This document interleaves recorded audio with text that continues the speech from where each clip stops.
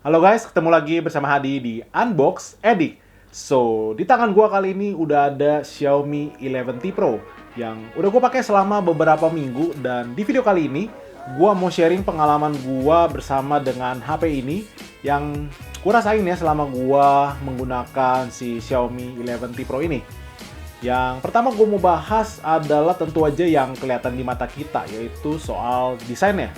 Ada pepatah yang mengatakan don't judge the book by the cover. Tapi menurut gue kalau ngomongin soal handphone itu agak susah ya. Karena kalau dari penampilannya udah nggak menarik, orang juga akan males untuk tahu hal-hal yang lainnya. Menurut gue penampilan Xiaomi 11T Pro ini udah oke ya. Gue suka dengan back covernya yang matte di warna celestial blue ini. Tapi ada tapinya. Jadi waktu pertama kali gue pegang handphone ini tuh sekilas tuh kayak Redmi Note 10 Pro. Modelnya tuh mirip-mirip ya. Ada sedikit perbedaan aja di desain kamera belakang. Intinya sih bahasa desainnya masih sama ya menurut gue. Tapi kalau udah dipegang agak lama baru deh akan berasa bedanya. Karena HP ini tuh jauh lebih berbobot dibanding si Redmi Note 10 Pro itu. HP ini tuh punya berat di 204 gram.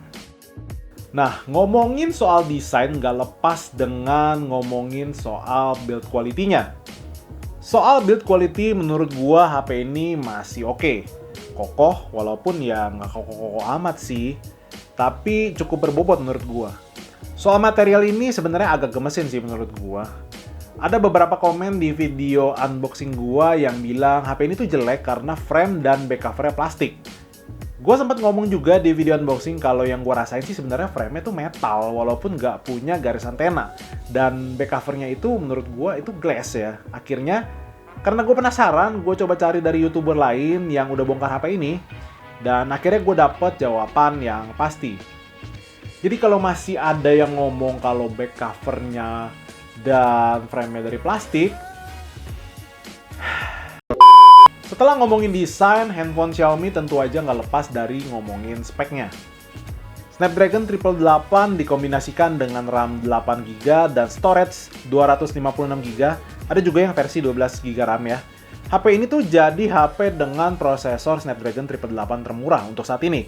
Buat harganya sendiri ada 6,999 untuk yang RAM 8GB dan 7499 untuk yang RAM 12GB. Buat performanya sendiri, pas gua tes di Antutu, skornya yang dihasilkan ya tinggi ya. Ada di 663 ribuan. Tapi kalau dibandingin dengan handphone lain yang pakai Snapdragon 888, performa HP ini tuh berasa kurang ya. Bahkan saat dilihat di ranking pengetesan, HP ini masih kalah sama Poco F3 yang menggunakan Snapdragon 870. Sebenarnya skor yang lebih kecil pun nggak ngaruh saat dipakai buat main game-game mainstream ya. Semacam ML lancar di settingan Ultra, PUBG M juga lancar mulai dari smooth ekstrim sampai Ultra HD. Tapi nggak tahu kenapa settingan smooth 90 fps itu belum bisa ya. PUBG M New State juga lancar di settingan rata kanan dan Genshin Impact juga bisa di rata kanan. Khusus buat Genshin Impact, gue coba main 15 menit di settingan rata kanan, rata-rata FPS-nya ada di 36 FPS. Ya, emang nggak sesmooth HP Snapdragon 888 lain sih yang bisa dapat FPS lebih tinggi dari HP ini, tapi keuntungannya adalah handphone itu lebih nyaman digunakan main game lama-lama. Karena suhunya ya cuma angkat-angkat aja. Jadi kesimpulannya menurut gue Xiaomi 11T Pro ini melakukan throttling buat menjaga suhu supaya HP ini tuh tetap adem. Sehingga kalian pun tetap enak memainkan game di handphone ini dalam jangka waktu yang agak lama. Habis ngomongin game, gue juga mau ngomongin masalah baterainya. 5000 mAh yang ada di handphone ini menurut gue lumayan awet ya. Selama gue pakai sih, handphone ini bisa bertahan lebih dari 1 harian. Sebenarnya pakai handphone ini tuh nggak terlalu pusingin masalah baterai ya. Karena HP ini tuh nge-charge-nya cepet banget. Pakai charger bawaan dari 2% sampai 100% cuma butuh waktu 20 menit aja. Emang agak meleset sih dari klaim Xiaomi yang kata 17 menit, tapi 20 menit menurut gua sih oke banget lah ya buat baterai 5000 mAh. Lanjut ngomongin layarnya. 6,67 inch AMOLED, 120Hz Full HD+, udah support HDR10+, dan kacanya juga pakai Gorilla Glass Victus. Jadi buat nonton film, scrolling, main game, layarnya itu udah bagus banget ya menurut gua. Selain itu, juga didukung oleh stereo speaker dengan embel-embel Harman Kardon yang kualitas suaranya menurut gua cukup oke.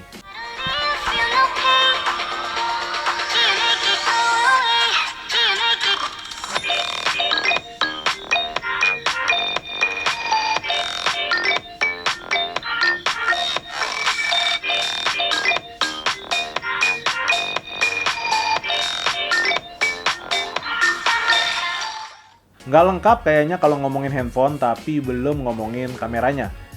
Xiaomi 11T Pro ini punya 3 lensa kamera di belakang.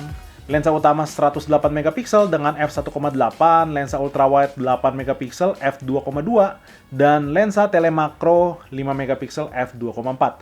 Buat kamera depannya ada lensa selfie 16 megapiksel dengan f2.5. Buat hasil fotonya menurut gua di siang hari oke. Dynamic range oke, walaupun kadang masih agak ngaco ya. Fotonya terkadang terang banget, jadi menurut gua untuk fitur SDR-nya ya jangan selalu dipakai lah. Harus lihat-lihat situasi dan kondisi. Buat lensa ultrawide di siang hari lumayan, walaupun detailnya tentu aja berkurang. Dan lensa telemakronya gue jarang pakai sih sebenarnya. Tapi ya boleh lah buat iseng-iseng.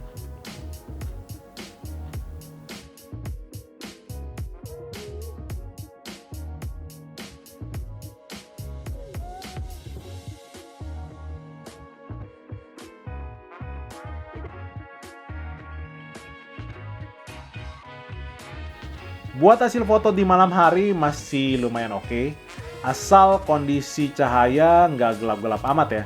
Night mode juga cukup membantu di beberapa kondisi.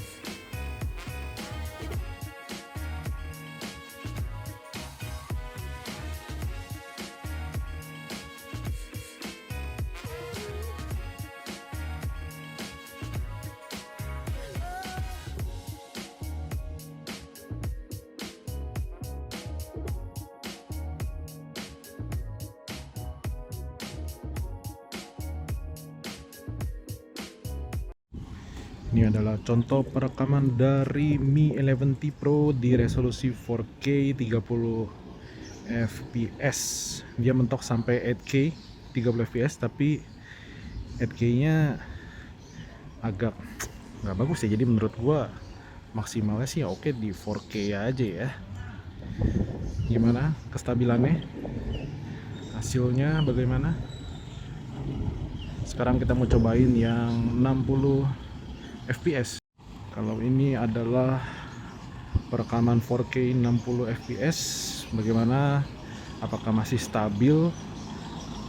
Lebih stabil yang 30 atau yang 60 fps?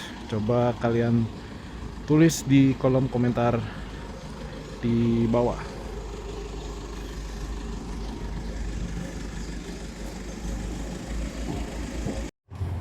Kalau yang ini hasil perekaman dengan menggunakan lensa ultrawide-nya. Gimana? Apakah ada penurunan kualitas dari hasil videonya? Boleh langsung tulis saja di kolom komentar di bawah.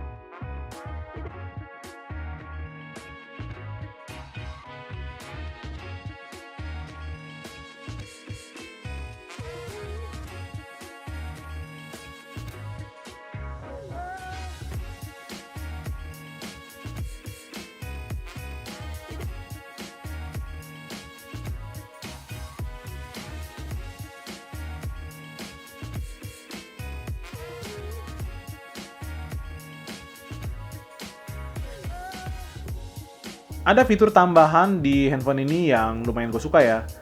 Double tap fingerprint sensor yang bisa kita ganti fungsinya. Gue nggak tahu apakah fitur ini ada di HP lain juga. Cuma karena HP daily driver gue itu pakainya in-display fingerprint, jadi fitur ini lumayan baru buat gue. So, kesimpulannya menurut gue Xiaomi 11T Pro ini membawa sebuah gebrakan lagi. Dimana biasanya handphone yang menggunakan prosesor Snapdragon 888 harganya itu cukup tinggi, biasanya di atas 10 juta, tapi ini bisa ada di handphone dengan harga 7 jutaan. Walaupun performanya mungkin buat sebagian orang agak mengecewakan ya, karena gak maksimal, tapi gue berharap di handphone ini, mungkin melalui updatean gitu ya, nanti bisa ada option yang bisa memberikan kepada kita pilihan, apakah kita mau menggunakan performance mode atau mungkin balance mode ya. Harapannya adalah kalau performance mode itu bisa memaksimalkan si Snapdragon 888 ini. Jadi kalau kalian nggak terlalu pusingin masalah performa yang kurang maksimal, menurut gua Xiaomi 11T Pro ini patut dipertimbangkan ya. Layar AMOLED 120 Hz, stereo speaker Harman Kardon, charging 120 watt, dan tentu aja fitur keharusan buat orang Indonesia NFC. Oke, segitu dulu aja review dari Xiaomi 11T Pro. Kalau kalian punya pertanyaan, langsung drop komen aja di bawah. Seperti biasa, kalau kalian suka dengan video ini, silahkan di-like, di-share, dan juga di-subscribe. Dan kita ketemu lagi di video selanjutnya. Bye guys!